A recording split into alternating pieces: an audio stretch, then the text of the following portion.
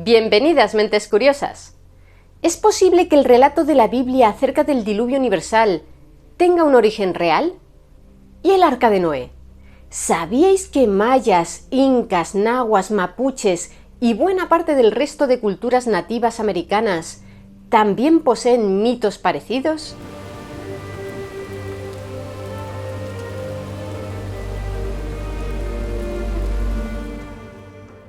Es probable que al escuchar la palabra diluvio, lo primero que acuda a nuestra mente sean escenas de lluvias torrenciales y un mundo inundado sobre el que solo se mantiene a flote el Arca de Noé, con su cargamento de parejas de animales de todas las especies.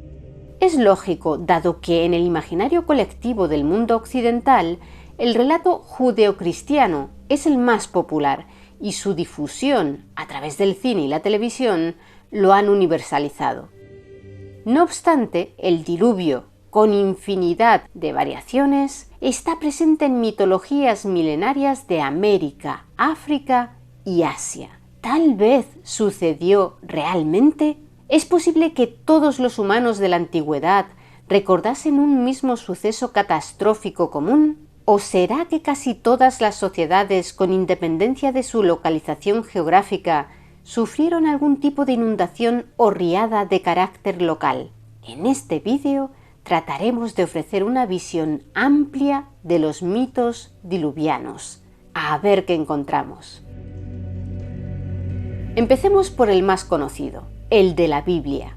En el libro del Génesis, capítulo 6, se cuenta cómo Dios se indignó al ver la maldad del ser humano y decidió acabar con él. Pero no solo con él, según sus palabras recogidas en el versículo 7. Voy a exterminar de sobre la faz de la tierra al hombre que he creado, y hasta el ganado, las serpientes y las aves del cielo, porque me pesa haberlos hecho. Sin embargo, se apiadó de Noé y decidió salvarle la vida.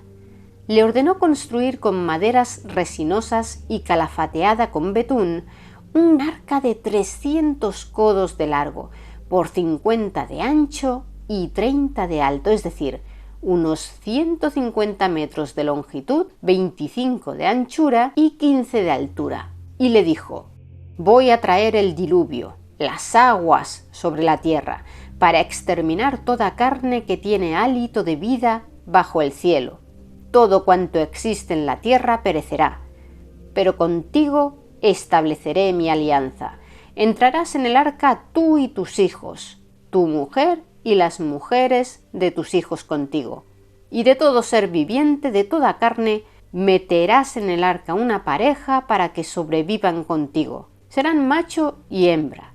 De cada especie de aves, de cada especie de ganados, de cada especie de sierpes del suelo, entrarán contigo sendas parejas para sobrevivir. Tú mismo procúrate toda suerte de víveres y hazte acopio para que os sirvan de comida a ti y a ellos.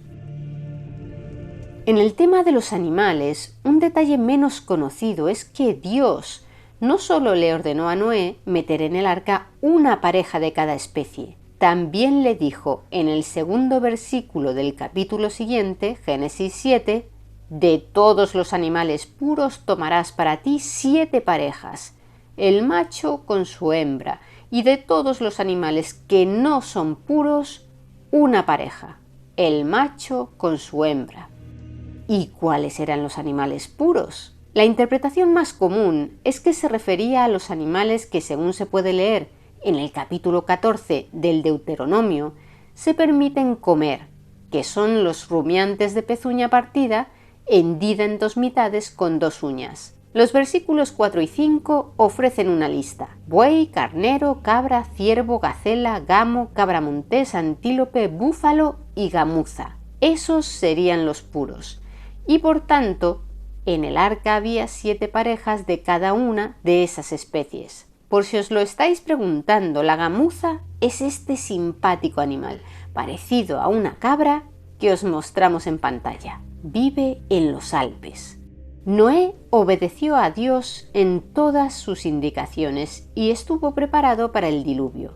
Según la Biblia, sucedió en el año 600 de la vida de Noé, en el día 17 del mes segundo. En ese día saltaron todas las fuentes del gran abismo, y las compuertas del cielo se abrieron, y estuvo descargando lluvia durante 40 días y 40 noches. Las aguas crecieron hasta sumergir las cumbres de las montañas y alcanzar un nivel situado 15 codos por encima de ellas, o sea, unos 7 metros. Todo lo que vivía en tierra firme murió. ¿Y cómo concluyó el suceso? Lo cuenta el capítulo 8 del Génesis, que dice así: Acordóse Dios de Noé y de todos los animales y de los ganados que con él estaban en el arca. Dios hizo pasar un viento sobre la tierra y las aguas decrecieron. Se cerraron las fuentes del abismo y las compuertas del cielo, y cesó la lluvia del cielo. Poco a poco retrocedieron las aguas de sobre la tierra. Al cabo de 150 días, las aguas habían menguado, y en el mes séptimo, el día 17 del mes, varó el arca sobre los montes de Ararat. Las aguas siguieron menguando paulatinamente hasta el mes 10, y el día 1 del 10º mes asomaron las cumbres de los montes. Al cabo de 40 días abrió Noé la ventana que había hecho en el arca y soltó al cuervo, el cual estuvo saliendo y retornando hasta que se secaron las aguas sobre la tierra. Después soltó a la paloma para ver si habían menguado ya las aguas de la superficie terrestre. La paloma, no hallando dónde posar el pie, tornó donde él, al arca, porque aún había agua sobre la superficie de la tierra, y alargando él su mano, la asió y metióla consigo en el arca. Aún esperó otros 7 días, y volvió a soltar la paloma fuera del arca. La paloma vino al atardecer, y he aquí que traía en el pico un ramo verde de olivo, por donde conoció Noé que habían disminuido las aguas de encima de la tierra. Aún esperó otros 7 días, y soltó la paloma, que ya no volvió donde él. El año 601 de la vida de Noé, el día 1 del primer mes, se secaron las aguas de encima de la tierra. Noé retiró la cubierta del arca, miró, y he aquí que estaba seca la superficie del suelo. En el segundo mes, el día 27 del mes, quedó seca la tierra. Y fue entonces cuando Noé y su familia salieron por fin del arca, liberaron a todas las criaturas para que repoblaran la tierra y sacrificaron al menos un ejemplar de cada especie de los animales puros en un altar como ofrenda a Dios. Y éste entregó al hombre el dominio sobre todos los seres vivos y colocó un arco iris en el cielo diciendo: Mi arco he puesto en las nubes y servirá de señal de la alianza entre yo y la tierra. Cuando yo haga venir nubes sobre la tierra, entonces se verá ese arco en ellas, y me acordaré de la alianza que media entre yo y vosotros y toda alma viviente, y no habrá más aguas diluviales para exterminar toda carne.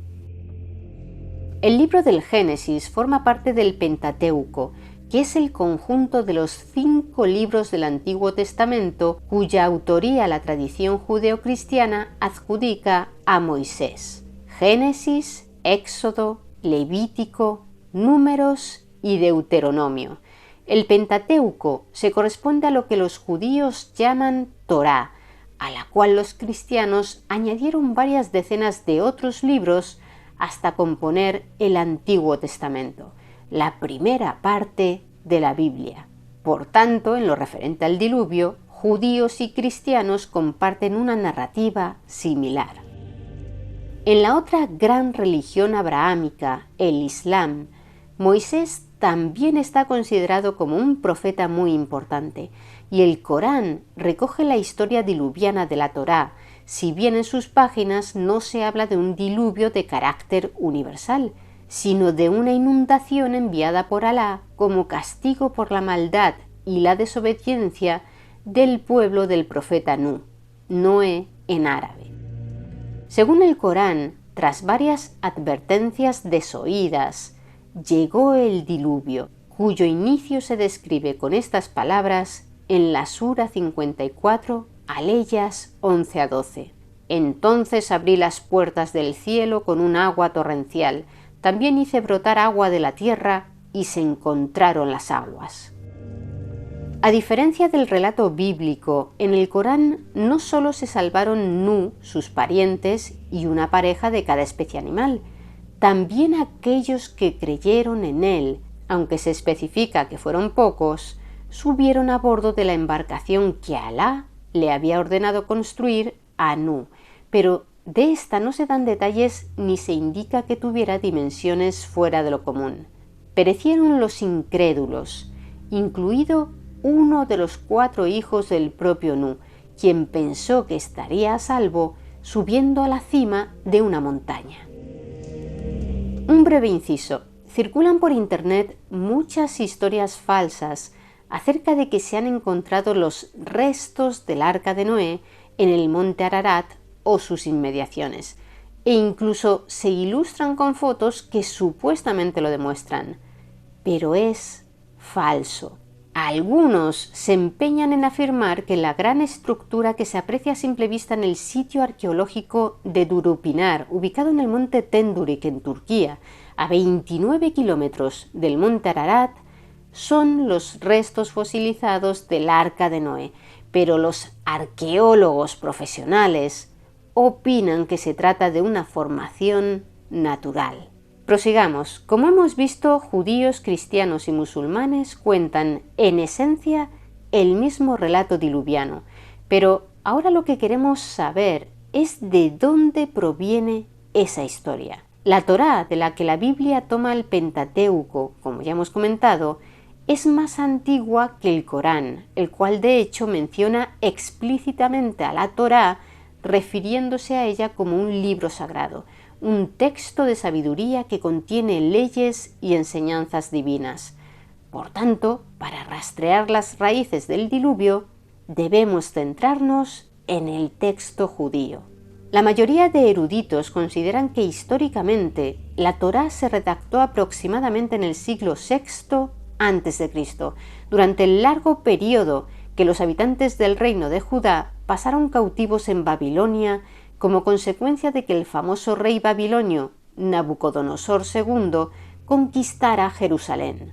Es muy probable que no fuese una obra original ideada de cero por gente de aquella época, sino un compendio de relatos orales y quizá también escritos de épocas anteriores. Eso, en principio, no entra en contradicción con las creencias de judíos, cristianos y musulmanes acerca de su autoría, aunque no existe ninguna evidencia arqueológica ni registro que demuestre que Moisés haya existido más allá de los textos religiosos, tampoco se puede descartar de manera tajante que efectivamente haya sido una persona de carne y hueso, porque si nos guiamos por las cronografías judeocristianas, Moisés habría vivido entre los siglos XIV y XIII a.C., y es muy poco común hallar registros sobre personas concretas de épocas tan antiguas, en especial si no gobernaron ningún territorio ni construyeron palacios o monumentos, como sería el caso de Moisés. Así pues, aunque el consenso académico considere al Moisés bíblico un personaje mítico, siguiendo con nuestro rastro diluviano, vamos a dejar abierta la posibilidad de que hubiese existido y fuese el autor de todas aquellas narraciones que, transmitidas a través de generaciones y generaciones durante 7 siglos, acabaron recopiladas en la Torá. Ahora bien, si Moisés vivió aproximadamente hacia el año 1300 a.C., ¿cómo es posible que textos mesopotámicos anteriores, como el poema de Gilgamesh, que es por lo menos 5 siglos más antiguo, ya contara el mito del diluvio? Y es que la de la Torá no es la versión más antigua del mito del diluvio de la que hay constancia escrita. La región de Mesopotamia entre los ríos Tigris y Éufrates ya estaba habitada por los sumerios hace más de 5000 años y posteriormente por acadios, babilonios y asirios. Desde finales del cuarto milenio antes de Cristo, los sumerios desarrollaron el sistema de escritura cuneiforme, uno de los más antiguos que se conocen. Se cree que fue inventado por la necesidad de llevar las cuentas de las transacciones comerciales, pero luego evolucionó y pasó a ser empleado para recoger todo tipo de mensajes. Al principio se escribía sobre tablillas de arcilla húmeda con un cálamo, un tallo vegetal biselado. Cuando la arcilla se secaba, el mensaje quedaba grabado en la tablilla. Durante siglos y siglos, los sumerios emplearon el sistema cuneiforme para dejar constancia escrita de una gran variedad de obras literarias: himnos, lamentaciones, proverbios, presagios, poemas y breves historias que trataban de perfilar la personalidad de los diferentes dioses mesopotámicos, es decir, mitos, como el de Gilgamesh, que se encuentra recogido en el poema de Gilgamesh, la obra épica más antigua conocida y a la que ya dedicamos un vídeo completo en este canal. Su historia literaria se remonta hasta el 2100 a.C., con 5 poemas sumerios independientes que más adelante servirían de base para una primera versión unificada de la epopeya, escrita en acadio en el siglo XVIII a.C. En un momento de la trama, el protagonista Gilgamesh, rey semimítico de la ciudad sumeria de Uruk, deambula por la naturaleza, totalmente abatido por la pérdida de su entrañable amigo Enkidu y temeroso de su propia muerte, más consciente que nunca de la fugacidad de la vida. Impulsado por ese miedo, decide buscar a Utnapishtim, uno de los pocos supervivientes del gran diluvio, ya que su esposa y él son los únicos a quienes los dioses han concedido el don de la inmortalidad. Con la ayuda de un barquero llamado Urshanabi, logra dar con Utnapishtim y le pide que le revele el secreto de su inmortalidad. Este lo reprende, diciéndole que luchar contra el destino de todo ser humano es inútil y disminuye las alegrías de la vida. Sin embargo, Utnapishtim accede a contarle su historia. Tiempo atrás, los dioses, incitados por Enlil, el señor del cielo y de la tierra, habían decidido enviar una gran inundación a los humanos. Enki, el dios del agua, la sabiduría y la creación, avisó a Utnapishtim con antelación para que construyera un barco y así pudiera salvarse. Le dijo las dimensiones precisas que debía tener y le aconsejó que lo sellaran con brea y betún. Toda su familia subió a bordo, junto con sus artesanos y todos los animales del campo. Cuando estuvo listo el barco, se desató una tormenta tan violenta que hasta los dioses espantados se retiraron a los cielos y desde allí lloraron por la destrucción de la humanidad.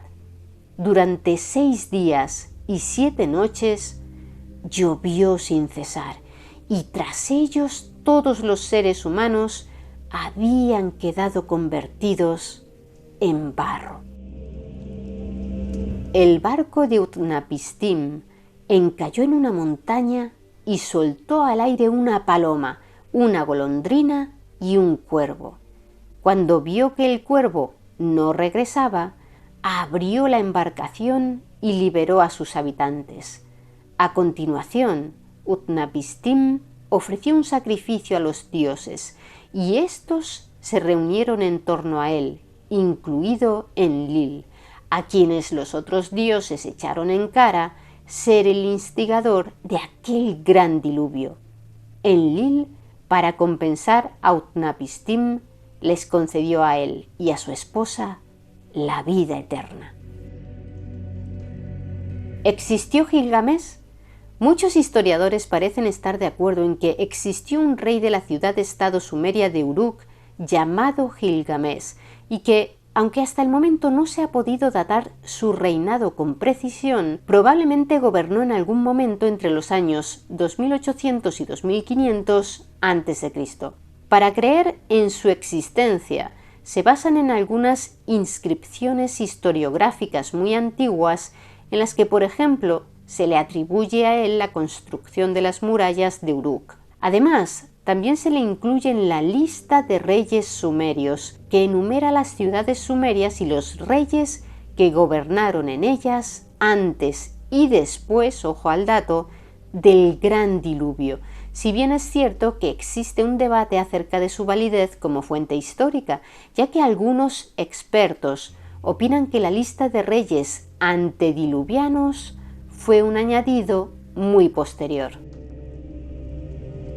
Sin abandonar Oriente Medio, también podemos encontrar ecos de una historia parecida a la del diluvio en el Avesta, una colección de textos sagrados para los zoroastrianos de la antigua Persia que recoge historias orales muy antiguas, como la de que un héroe llamado Yima fue advertido por el dios Ahura Mazda de que se avecinaba una catástrofe climática, que resultó ser un episodio de malos inviernos que hicieron caer la nieve en grandes copos con un frío feroz y mortal. Gracias al aviso divino, Yima excavó una gigantesca caverna en la que se pudieron refugiar un puñado de hombres y ejemplares de diferentes especies animales y vegetales. En el hinduismo, escrituras como el Satapatha Brahmana de alrededor del siglo VI a.C. o el Mahabharata de la misma época cuentan que aconteció un gran diluvio y que el primer hombre Manu se salvó gracias a la ayuda de Matsya, un pez que posteriormente fue vinculado al dios Vishnu, como si fuese un avatar de este.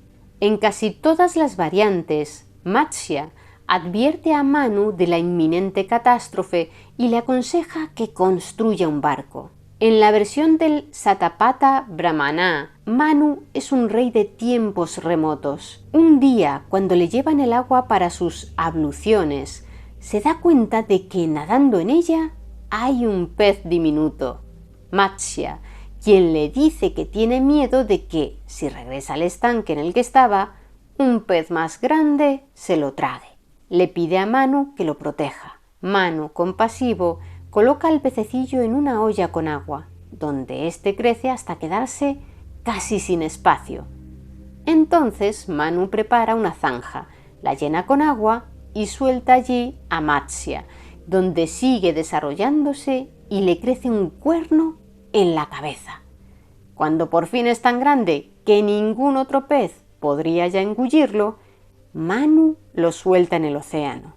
Como agradecimiento, Matsya le anuncia el día en que se producirá una gran inundación y le aconseja que construya un barco para ese día. Cuando llega la gran inundación, Manu se reúne con Matsya y ata a su barco al cuerno del pez, que lo remolca hasta las altas tierras de las montañas del norte, probablemente el Himalaya. De ese modo, Manu es el único superviviente. Realiza sacrificios a los dioses frente a un fuego sagrado y de las llamas surge la diosa Ida, con la que Manu inicia su raza de descendientes. ¿Y qué hay de los antiguos griegos? ¿También contaron historias acerca de un diluvio? Pues sí. Según escribió en el siglo IV a.C. el historiador y filósofo griego Jenofonte, hubo hasta 5 diluvios o inundaciones que anegaron grandes regiones del mundo conocido, si bien ninguno de ellos fue universal. El primero se produjo durante el reinado de Ollygis, que según la mitología griega fue el primer rey de las regiones helenas de Beocia y Ática.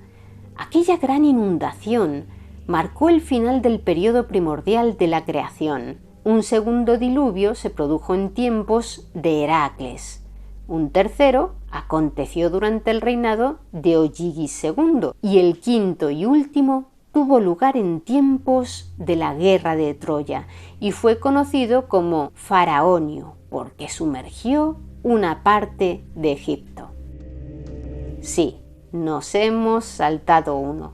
Hemos dejado para el final el cuarto porque es el más conocido y el más interesante para nuestro vídeo, como entenderéis enseguida por su semejanza con el diluvio mesopotámico y hebreo. Se cuenta que Zeus, ya sabéis, el dios principal de los antiguos griegos, decidió un día que había llegado el momento de castigar los vicios de la raza humana y acabar con todas las personas de la Edad del Bronce con un gran diluvio. Pues bien, el titán Prometeo, el popular filántropo que entregó el fuego a la humanidad, le aconsejó a su hijo Deucalión, que era humano, que construyera un arca para salvarse. Deucalión así lo hizo y embarcó en ella con su esposa, Pirra. Cayó el diluvio y se inundó la mayor parte de Grecia, matando a multitudes. Pero no solo se salvaron Deucalión y Pirra, sino también aquellos que lograron refugiarse en las cumbres de las montañas. Otra diferencia con el relato de Noé es que el diluvio solo duró 9 días y 9 noches, pero ahora vuelven las semejanzas. Deucalión y Pirra soltaron una paloma para comprobar si ya se estaban retirando las aguas y tras desembarcar realizaron un sacrificio en honor a Zeus. Todo muy similar al relato sobre Noé. Eso sí, Deucalión y Pirra debían de ser conscientes de los peligros de la endogamia, porque decidieron consultar el oráculo de Delfos, que por entonces estaba dedicado a la diosa Temis, acerca de cómo podían hacer para repoblar la tierra. La respuesta que recibieron fue: arrojad los huesos de la gran madre por encima de vuestros hombros. ¿Qué quería decir eso? Como ambos eran huérfanos de madre, dedujeron que el oráculo se refería a Gea, la tierra, ya que ésta era la madre de todos los seres vivos, y que los huesos de Gea debían de ser las rocas. De modo que Deucalión y Pirra cogieron rocas y comenzaron a lanzarlas por encima de sus hombros. Cada una de las que arrojaba Deucalión, al caer, se transformaba en un hombre. Las que lanzaba Pirra se convertían en mujer y así repoblaron de humanos el planeta. Más adelante en este vídeo os contaremos los mitos diluvianos de otras culturas del planeta como las de los pueblos nativos de América, pero antes de abandonar la zona comprendida entre Oriente Medio y Europa Oriental, queremos abordar las 3 principales hipótesis acerca de la posible historicidad del diluvio en esta región. La primera señala que tal vez fue un desbordamiento especialmente caudaloso de los ríos Tigris y Éufrates lo que dio pie al mito del diluvio entre los sumerios. En esa dirección apunta el análisis de los datos de una excavación realizada en la década de 1930 en la antigua ciudad de Shuruppak. ¿Os acordáis de Utnapishtim, del poema de Gilgamesh? ¿Aquel que se salvó de la inundación al construir un barco? Pues Shuruppak era su ciudad. Y según los datos mencionados, las capas geológicas de los periodos anterior y posterior al año 2900 a.C. estaban separadas por 60 centímetros de arena y arcilla aluvial, señal de que se produjo una inundación, tal vez por la abulsión de un río, es decir, no un desbordamiento, sino un cambio natural del curso de un río porque encuentra en los laterales de su recorrido pendientes más pronunciadas por las que desviarse. Al parecer, es un proceso bastante común en el sistema fluvial del Tigris y el Éufrates. Una segunda hipótesis apunta más atrás en el tiempo, al último periodo glacial que ha acontecido en la historia geológica de la Tierra, denominado glaciación Burm, o más popularmente la Edad de Hielo, durante la cual la temperatura mundial descendió muchísimo y enormes superficies del planeta quedaron cubiertas por casquetes de hielo. La temperatura comenzó a ascender hace entre 21.000 y 12.000 años, y el deshielo provocó que el nivel global del mar ascendiera progresivamente 130 metros, hasta alcanzar su nivel actual hace unos 3.000 años. Como podéis deducir, no se trató de una tromba de agua ni de un ascenso repentino, pero el actual lecho del Golfo Pérsico, que ahora tiene una profundidad media de cerca de 40 metros bajo el nivel del agua, antes era una zona llana y fértil alimentada por 4 ríos, y según diferentes investigadores, pudo estar densamente poblada por gentes que al subir el nivel del mar se vieron obligados a retirarse a cotas más altas, lo que explicaría el aumento repentino de asentamientos por encima del nivel actual del agua en las costas del Golfo Pérsico, que se registró en torno al 5500 a.C. La tercera teoría es la conocida como hipótesis del diluvio del Mar Negro, según la cual alrededor del año 6800 a.C. se produjo una irrupción catastrófica de agua procedente del mar Mediterráneo hacia la cuenca del Mar Negro, que por entonces era un lago de agua dulce. Eso habría afectado gravemente a los asentamientos humanos de sus orillas, que habrían emigrado hacia Europa del Este o Asia, llevando consigo la narración que sirvió como base para el mito del diluvio. Esta hipótesis fue propuesta por primera vez en 1997 por un equipo liderado por los científicos William Ryan, Walter Pitman y Petko Dimitrov, quienes opinaron que las aguas del Mediterráneo, tras crecer a causa del deshielo glacial, inundaron abruptamente el Mar Negro a consecuencia de la ruptura de un umbral rocoso en el Bósforo a un ritmo de 50 kilómetros cúbicos al día durante 300 días. No obstante, no existen evidencias arqueológicas de que la zona del Mar Negro fuera evacuada por los humanos de aquella época. Tal vez alguna o incluso varias de esas hipótesis propuestas fuesen la respuesta al origen del mito del diluvio en aquella región. Sin embargo, como mencionábamos al principio del vídeo, podemos encontrar mitos diluvianos en culturas repartidas por todo el planeta.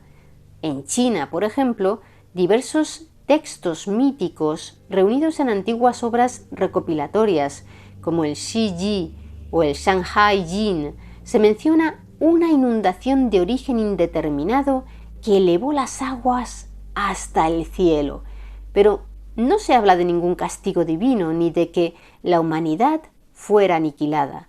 Por otro lado, en obras como el Lai Si, el Chuchi y el Huainan Si, escritas entre los siglos V y II a.C., se repite con pequeñas variaciones una misma versión de un mito más detallado. En tiempos ancestrales, el dios del agua, Gongón, en el transcurso de una pelea contra otra deidad, golpeó con su cabeza uno de los 4 pilares que sostenían el cielo sobre la tierra, por lo que éste se inclinó y se agrietó, y las aguas inundaron el mundo. Los animales salvajes devoraban a los humanos.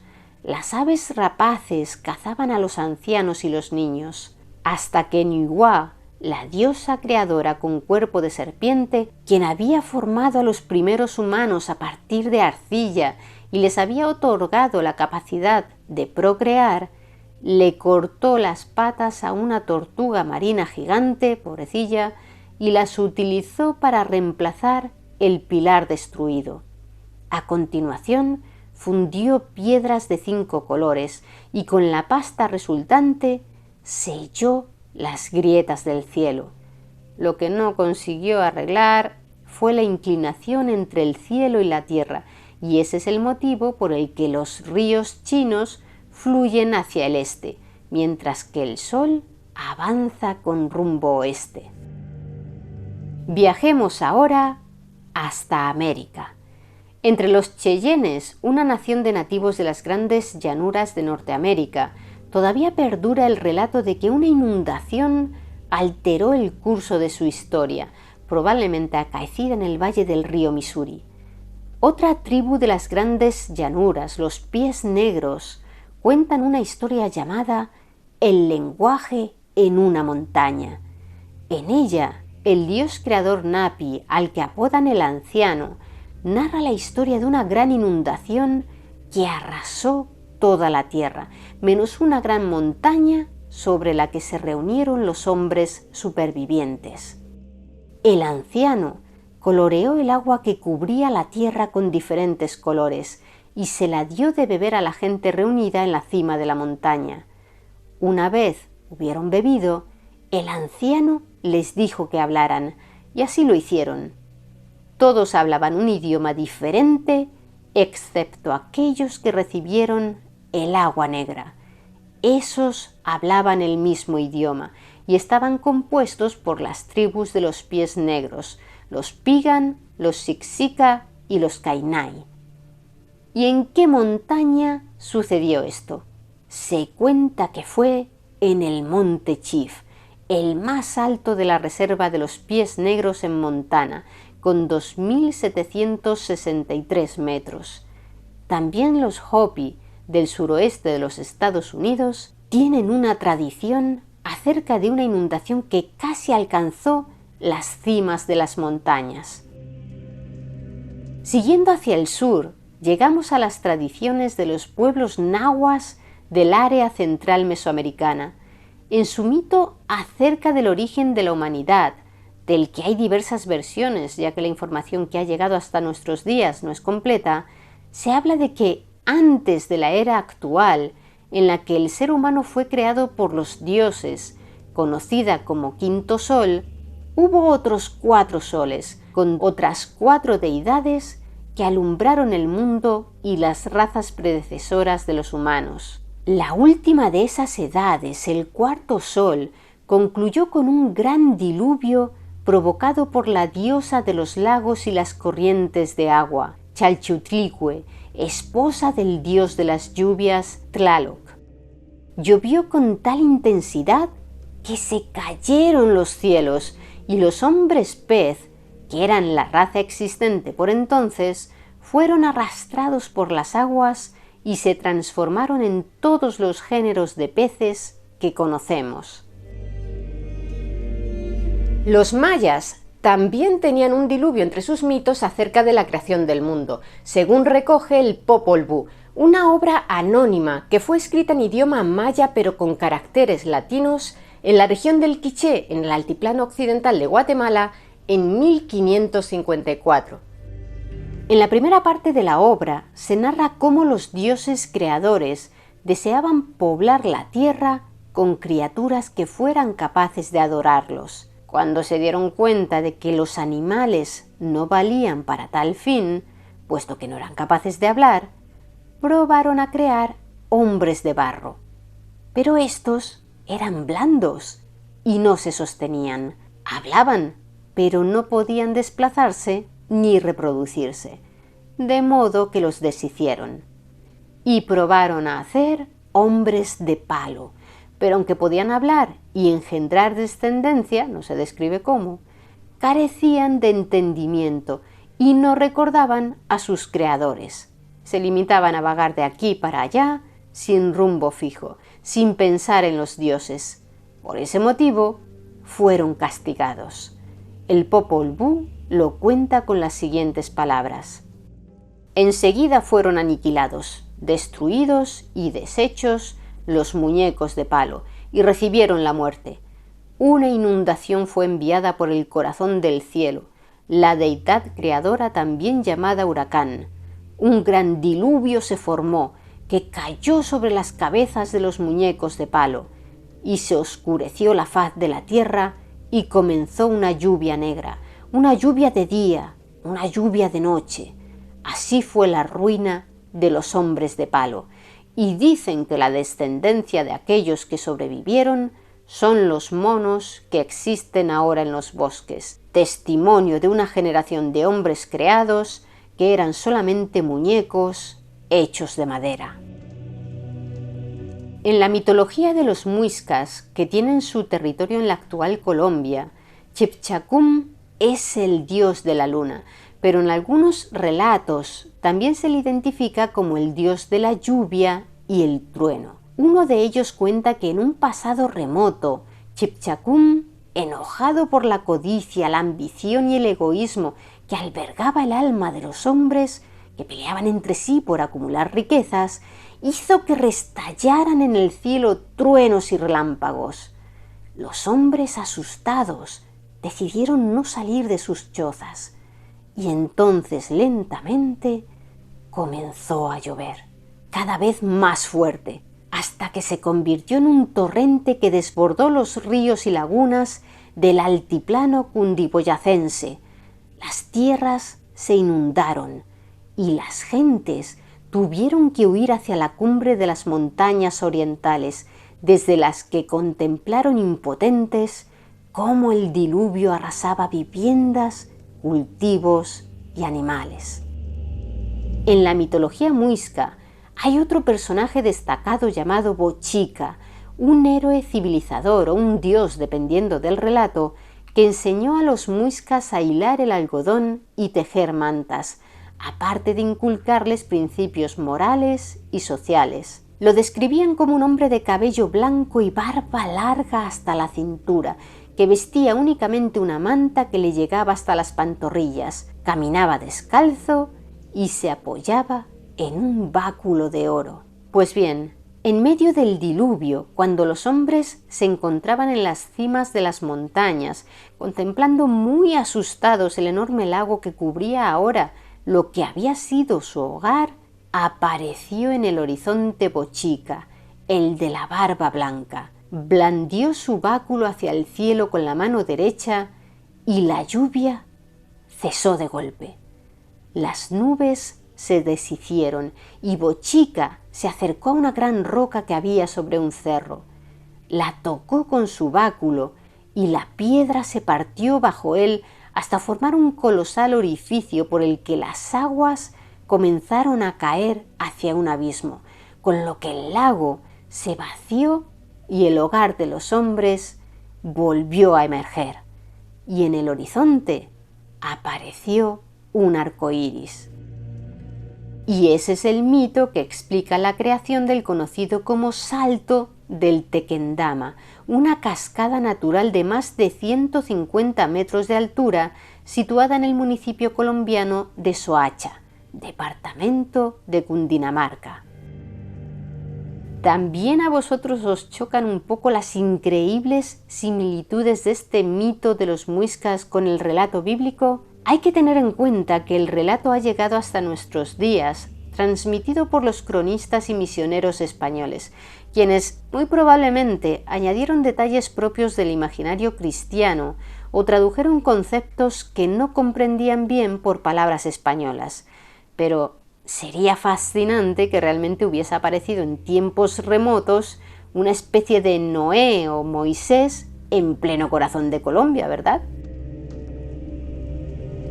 Vayamos ahora hasta la meseta del Collao, entre Bolivia, Perú y Chile. Allí, entre las etnias urus, existe la leyenda de que fue en el lago Titicaca donde brillaron los primeros rayos del sol tras el diluvio universal. Y ya que nos encontramos en tierras andinas, ¿qué hay de los incas? ¿Tenían también ellos un diluvio en sus tradiciones? Pues sí. Por un lado, en su mitología acerca de la creación de la humanidad, la deidad Huiracocha, también llamada Viracocha, creó primero a seres gigantes que no lo reconocieron como su creador y se rebelaron contra él. Como castigo, los destruyó con una inundación y 2 personas repoblaron la tierra: Manco Cápac, fundador de la cultura inca, y Mama Ocllo. Por otro lado, también nos parece llamativo un mito recogido en el manuscrito de Huarochirí, una obra de principios del siglo XVII escrita en quechua. En él se cuenta que una llama avisó a su pastor de que llevase comida para 5 días a lo alto de la montaña Huilcacoto, ya que en 5 días el océano sumergiría todo el mundo. Así sucedió, y el pastor logró sobrevivir junto a todos los animales que lograron ascender a la cumbre de aquella montaña, pues fue la única que no quedó cubierta por las aguas. Tan apiñados estaban los animales allí arriba que el zorro no pudo evitar que la punta de su cola se metiera en el agua, y desde entonces tiene su característica diferencia de color. Como hemos dicho, este mito nos parece llamativo, pero no porque esté protagonizado por una llama, sino porque nos recuerda mucho a ese otro mito hindú que os hemos contado. ¿Recordáis? Ese del pez que avisaba a Manu de que se avecinaba el diluvio. Resulta irónico que este mito andino haya perdurado hasta nuestros días, gracias precisamente al manuscrito de Huarochirí, que fue elaborado por orden del religioso Francisco de Ávila, un vicario y juez eclesiástico, que fue el gran representante e iniciador de las campañas de destrucción de idolatrías en las religiones andinas. Al parecer, mientras Ávila deambulaba de pueblo en pueblo investigando e interrogando a las gentes con la ayuda de algunos nativos conversos acerca de sus mitos y creencias a fin de erradicarlos, comenzó a escribir la recopilación de historias él mismo y añadiendo anotaciones. Al cabo de 7 capítulos parece ser que dejó que alguno de sus asistentes nativos prosiguiera la labor. El manuscrito de Huarochirí pasó desapercibido durante siglos, hasta que a finales del siglo XIX el explorador español Marcos Jiménez de la Espada topó con él en la Biblioteca Nacional de Madrid. Es una obra muy interesante. Si os apetece leerla, podréis encontrarla publicada con el título de Dioses y hombres de Huarochirí. En Ecuador, un mito del pueblo Quitu, recogido también con variaciones por los pueblos Chachi, Sáchila, Shuar, Chono, Puruá y Cañari, de los que solo perduran en la actualidad los 3 primeros, cuenta que Pini, un pez serpiente o serpiente marina, provocó el diluvio universal, al que ellos llaman Piyumanu Sutimbu. Se cuenta que los 3 hijos de Pacha, divinidad creadora de sí mismo y de los hombres, y de Eacha, la madre del linaje humano, intentaron cazar a Pini. Con sus flechas de piedra le provocaron muchas heridas, y la serpiente sangrante vomitó tanta agua que inundó la tierra. Pacha utilizó sus poderes para transportar a Eacha, a sus 3 hijos y a las esposas de estos hasta la cima del monte Pichincha, donde permanecieron a salvo de las aguas durante semanas, hasta que soltaron un ave, el uyahuanga o gallinazo, que no regresó porque se dedicó a darse un festín con la carne de los animales que habían muerto ahogados. Así los hijos de Pacha supieron que podían descender y repoblaron la tierra. Ya en la zona más meridional del continente, las mitologías mapuche y chilota hablan también de serpientes que provocan diluvios. En su caso son 2, Tren Bilú y Kaikai Bilú. Tren era el hijo de Peripillán, el espíritu que representa la fuerza, el instinto, la sangre y la oscuridad, padre también del fuego que vive en los volcanes. Kaikai era el hijo de Antu, el espíritu relacionado con el sol. Ambos hijos fueron transformados en serpientes como castigo por algún tipo de desobediencia indeterminada. Kaikai fue enviada a vivir al mar y Tren a la tierra, donde ayudaba a los hombres. En cambio, Kaikai, enfurecida porque los hombres se mostraban desagradecidos pese a todo lo que el mar les proporcionaba, quiso exterminarlos e incorporar al océano los territorios de los hombres. Para ello, golpeó con su cola la superficie del mar y ordenó a las aguas que inundaran valles y cerros y ahogasen a todo ser vivo. De ese modo, se produjo un gran cataclismo en forma de diluvio. Tren, en cambio, ayudó a los humanos y a los animales a escapar, subiéndolos a su lomo para llevarlos hasta la cumbre de los cerros más altos. A quienes quedaban atrapados por las aguas, los transformó en aves para que escaparan volando. A quienes caían al agua, los convertía en peces o mamíferos marinos, y a quienes se ahogaban, en Sumpal, unos seres mitológicos mitad humanos, mitad peces, parecidos a las sirenas y tritones.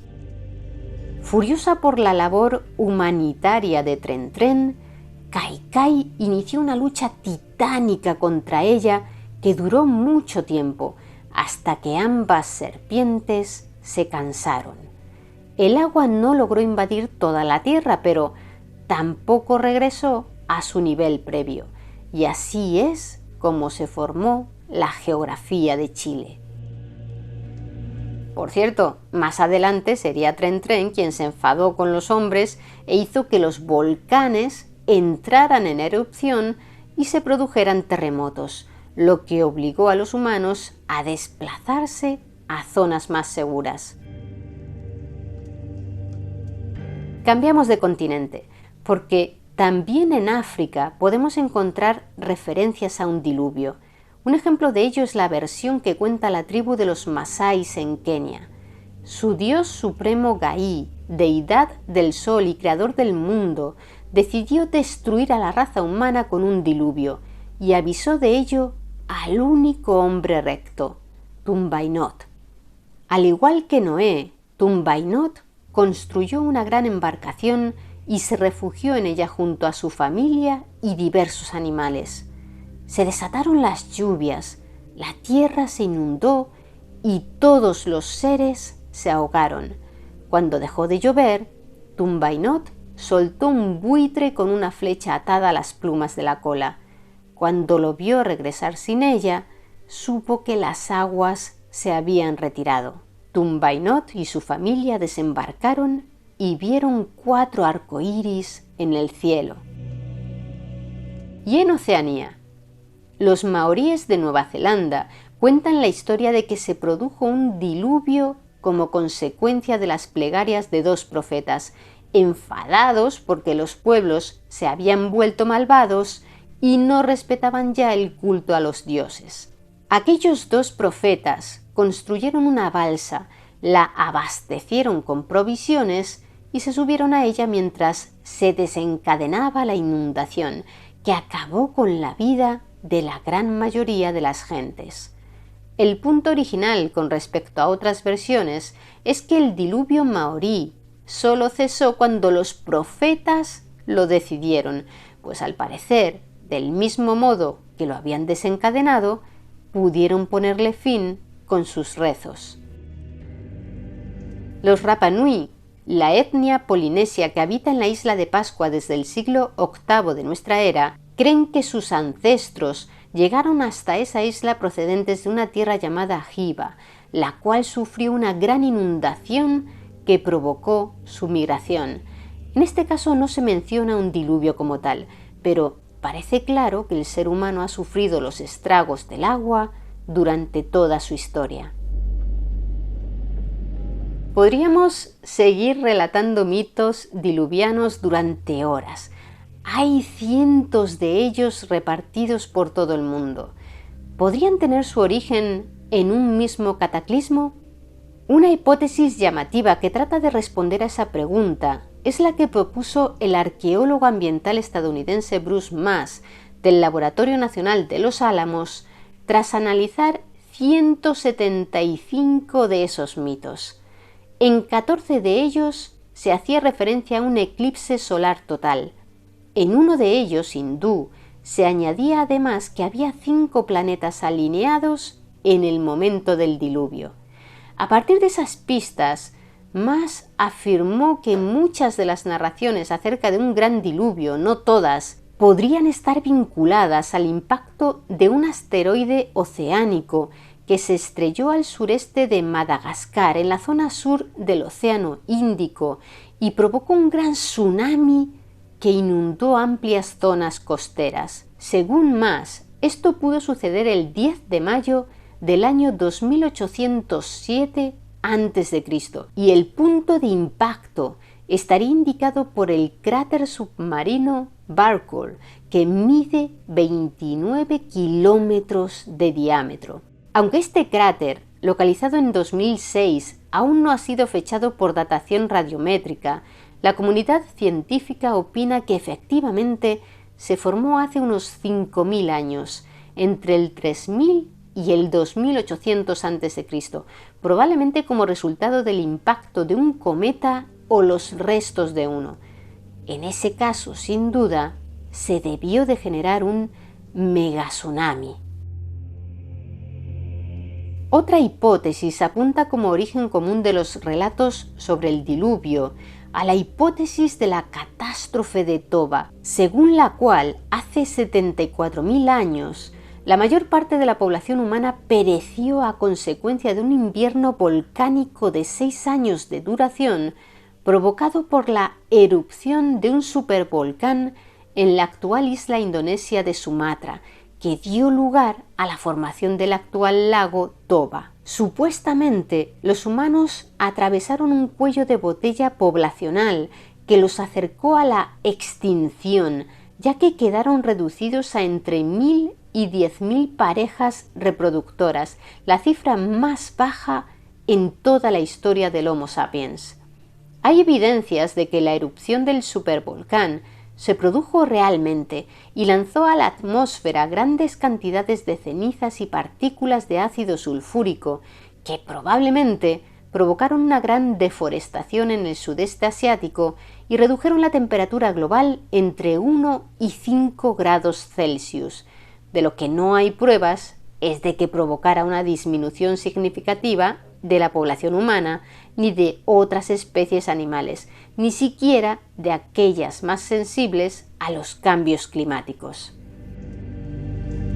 Como veis, los misterios en torno a los mitos diluvianos todavía perviven, entremezclando ciencia, historia y religión. ¿Descubriremos algún día sus auténticos orígenes? El tiempo lo dirá. ¿Y vosotros, qué opináis de los mitos diluvianos? ¿Creéis que surgieron a partir de algún evento climático universal? Me gustaría que nos lo contarais abajo en los comentarios. Y si queréis conocer más historias interesantes, suscribíos a nuestro canal. Muchas gracias por estar ahí, mentes curiosas. Nos vemos en el siguiente vídeo.